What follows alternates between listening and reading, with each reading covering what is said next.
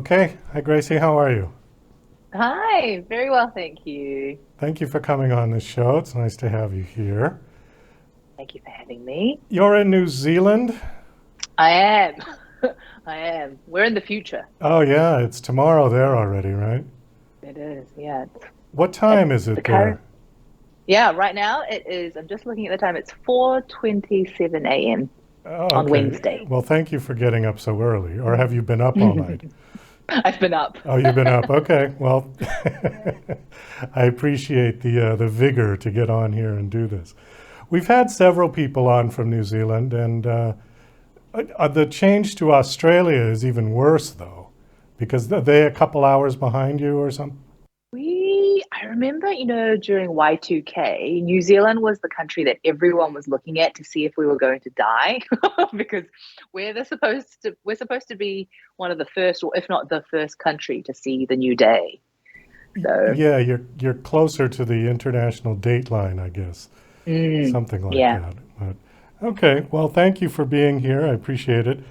We're going to be talking about your book, specifically The Last Fallen Realm. And this is a trilogy, and this is the third book in the trilogy, correct? That's right. The last The book. last book. Okay. How many books have you published at this point altogether? Three. Oh, so it's So this one. yeah, Okay. All right. Tell us a little about the trilogy then, just generally speaking. yeah, sure. So the trilogy is based on Korean mythology, but I would say it's inspired by Korean mythology, but very much set in the today modern world. And it really follows the journey of a girl called Riley O. And she is not a magical person at the beginning of the journey, but she is raised in a family of healing witches. And so her journey begins with her desire for magic because she thinks it's the only thing that will make her belong truly in her family and in her community. And through this, she begins this huge adventure involving Korean mythological creatures and the six Korean goddesses in Korean mythology. And yeah, the last fallen realm is the culmination of all their journeys. It's the last kind of showdown between Rylio and the goddesses, and it's the conclusion to the trio. For people that are not familiar with Korean mythology, is it similar to Greek mythology? Yeah, it's an interesting question. So traditionally, there's no accepted pantheon like there is in Greek mythology, where there's like a defined, god of this and god of that. There's so many different types of deities for different things. Like there's even a Korean deity for earthenware pots. So there's so many different types, but not one kind of accepted or more mainstream pantheon. So one thing I did do in the series, which was really fun, was to create my own pantheon, which is why there are the six goddesses in the series that the stories are focused on. But in Korean folklore, it's much more diverse than that. How long ago did you start this trilogy? Oh, that's a good question. Good question in the sense that how these dates kind of start and end are a bit of a mystery to me because, I mean, for example, writing a book, I always thought before I actually wrote a book that the process of writing a book was kind of like in the movies where somebody goes off into the cabin in the woods and you see a montage of them typing and coffee cups like piling up and time changing, the sun moon, and then they come out with this finished product. And I found that the real process of writing is nothing like that. There's so many iterations, your agent, your editors, different people, critique partners, beta readers, they all go into the process and you have to rewrite and rewrite and rewrite. So, to be honest, I don't know the exact timing, but I'm guessing, gosh, it took, yeah, maybe about a year and a half, maybe two, I would say. Oh, well, For that's the not first book, I would for say, the for the first first book. book. Okay. Yeah, All right. yeah. And then the preceding books, yeah, were each different. I would say those were shorter, much shorter because there's a deadline involved by that point. Um, so shorter, but slightly a different process because the characters in the world are already there. So you're really just playing in a new sandpit.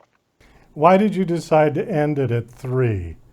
Because some people have books that series that go on forever. You know, the very beginning of this idea, when it came to me, it kind of came to me in a three book format. I mean, that sounds kind of odd, but it's like I knew how the story would progress and I knew how it would end. And so in my head, I just didn't question the fact that it would be more than three books. Um, yeah, and I kind of like it that way because of the finite way I saw the story, but also because I was a debut writer when I published The Last Fallen Star. And so I feel like this work is very representative of my craft and my writing at that point in time. So I'm kind of happy with it being this package. But then again, these things you just never know. Maybe there'd be something in the world or a spin-off that might be possible in the future. But for now, I'm happy with three. I see on your bio that your story was optioned by Disney. Yes, it has. Yeah. Oh, well, that's very exciting. Congratulations for that. Thank you. Now, whether it actually gets turned into a show, I'm told that is a whole different story, but at least it's been optioned, so the chance is there. Well, yes and no. I mean, I've had people who have come on who have had their stories optioned and nothing happened, but they still got Exactly, paid. that's what I mean. Oh, yeah, yeah, I mean, yes, that's true. And in one sense, I mean, it depends how you want to think about it, but she got paid for her book a lot of money. And then it never got made, so she got the rights back to go shop it around again. That is an ideal situation, really, isn't it?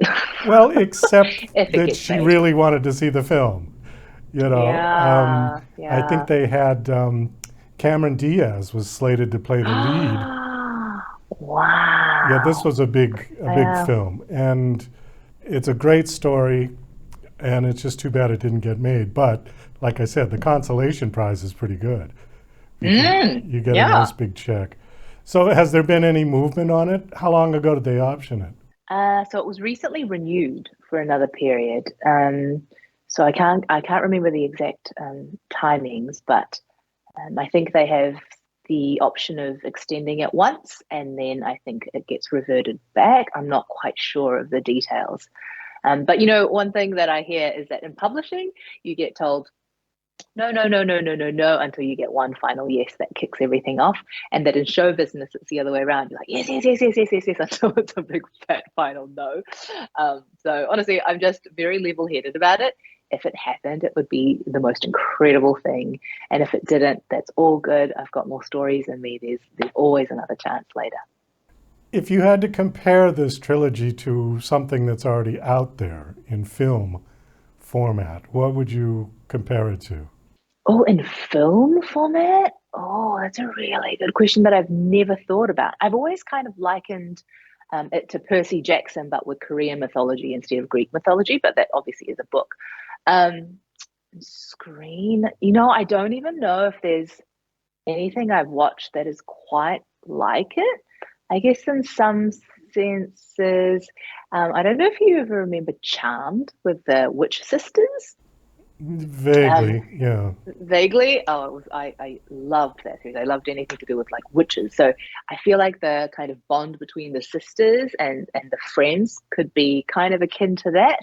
In terms of the magic and the mythology, I don't know if I've seen anything really that has kind of, yeah, that kind of magic in the real world. I'm sure it exists, but nothing that I've seen anyway that comes to mind.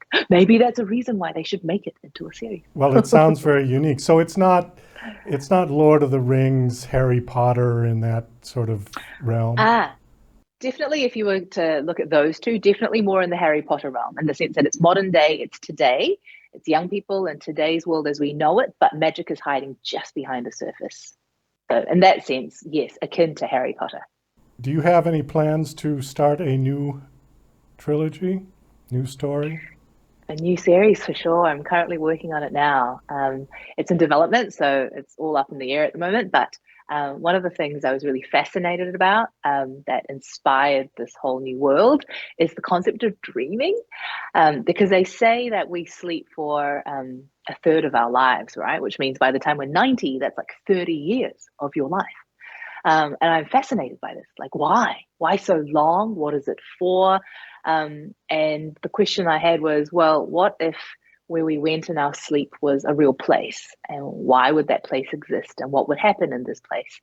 So that's kind of like the spark that took this new story idea on, and I'm very excited about it. But that's still in the discovery writing phase. Well, if you like that, have you seen Inception?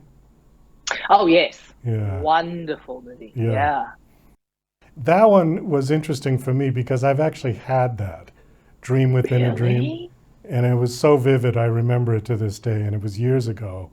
Wow. It's almost frightening because you wake up Mm.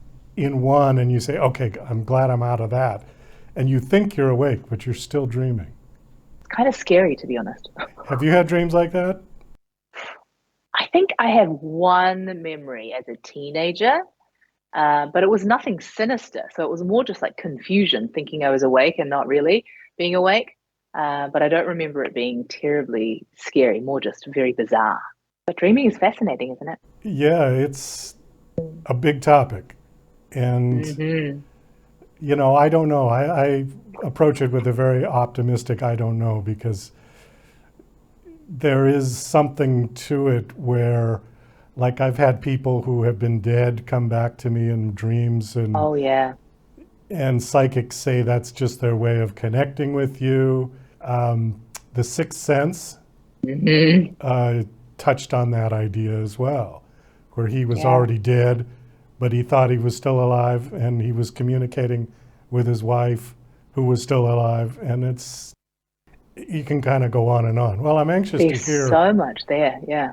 hear what you do with this story. Is it going? I mean, are you I writing mean, it? Are you writing is it it going now? well, you mean? Yeah, is it going well? It's going. Okay. I'm doing my best. But these things I found, each story is different. And I think because I'm trying to fit so much into this one, that it's taking a while to really flesh out. But I'm very excited about it, which I think is a good sign. Well, we got to wind this down. We are out of time. We just sort of blew right through. Yeah. Thank you so much for coming on. Again, the book is called The Last Fallen Realm. My guest is Graci Kim. The book is out, right? Yes, as of today. Yeah. Okay. Last question. Do you have a website you want to give out? Yes, gracikim.com. Gracie is spelled Graci. And I have a contact form on there. And of course, all my social media links are on there as well. And the social media I normally use a lot these days is Instagram, and my handle there is Gracie Kim Writes. Thanks again for coming on the show. It was nice meeting you, and best of luck with everything. Cheers. Thank you so much. I'll be watching Disney to see if this comes up.